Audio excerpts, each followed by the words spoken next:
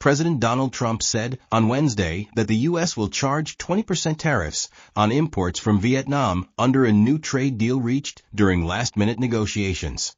Products sent from Vietnam to the U.S. had faced a 46% levy, which was set to go into effect next week as part of Trump's reciprocal tariffs announced in April.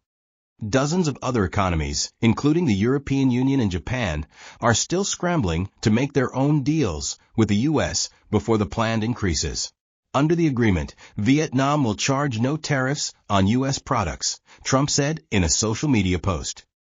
Tariffs, which are a tax on imports, are almost always paid by the company that is buying the goods rather than the business which makes the product. While importers can decide to absorb the extra charge, they often choose to pass it on to the consumer.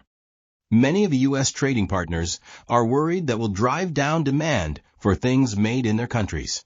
In the Great Deal of Cooperation, as Trump called it, the U.S. will also impose a steeper tariff of 40% on goods that pass through Vietnam in a process known as transshipping. Peter Navarro, Trump's senior counselor on trade and manufacturing, has said that a third of all Vietnamese exports to the U.S. were actually Chinese products shipped through Vietnam. The president said on social media Vietnam will do something that they have never done before, give the United States of America total access to their markets for trade. In other words, they will open their market to the United States, meaning that we will be able to sell our product into Vietnam at zero tariff.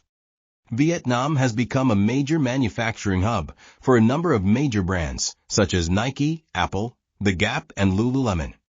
It was a beneficiary of firms moving factories out of China to avoid the tariffs Trump announced during his first term in office. Share prices of companies making goods in Vietnam initially rose on news of the deal.